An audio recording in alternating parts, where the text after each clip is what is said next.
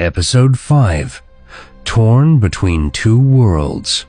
Naomi sat on the floor of her bedroom, her knees pulled to her chest.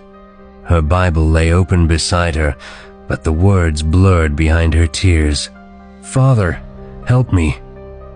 Her voice broke as she whispered the prayer, her hands gripping the edges of her scarf.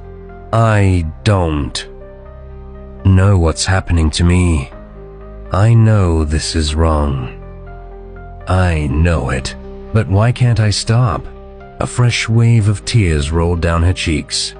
She had never imagined she could be here, battling emotions she couldn't control. She is a believer, a married woman, and yet her heart was betraying her. Victor's words had settled into the deepest parts of her soul, filling places she didn't even realize were empty. "You deserve to be heard, Naomi. I value you. I think about you all the time."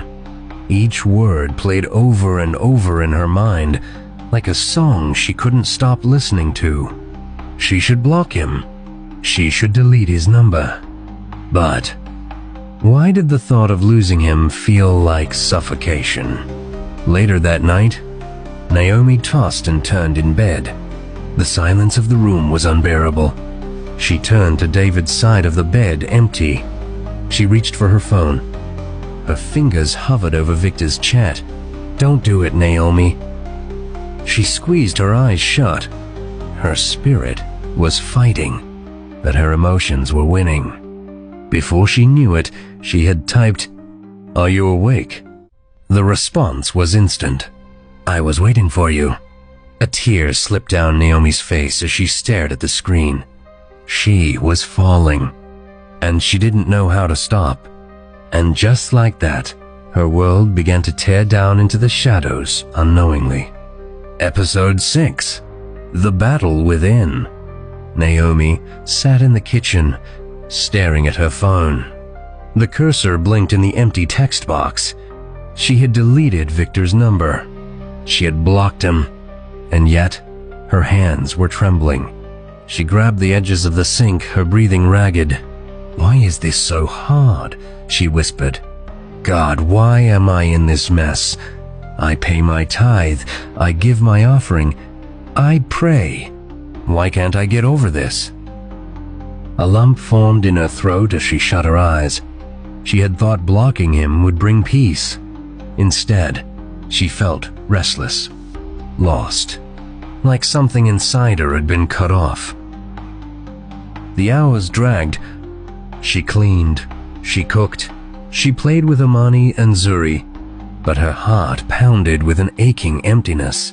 Her thoughts swirled like a storm, fighting, resisting, failing. And then, a beep.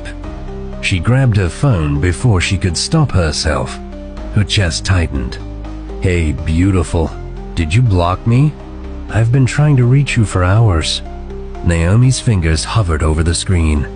Her lips trembled. She shouldn't reply. She shouldn't. But before she knew it, she had typed, "Yes, I did." Seconds later, "Victor, then why did you unblock me?" Naomi wiped a tear from her cheek. Her heart was pounding. And then, without thinking, she typed, "I don't know. I can't breathe. Did you charm me?" A pause. The typing bubbles appeared. "Naomi, I would never do that to you. What we have is real." Naomi exhaled sharply, gripping the phone like a lifeline. She knew she should run.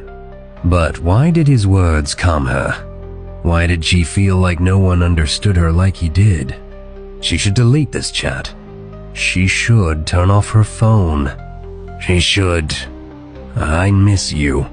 Her own fingers had typed it, and before she could take it back, she hit send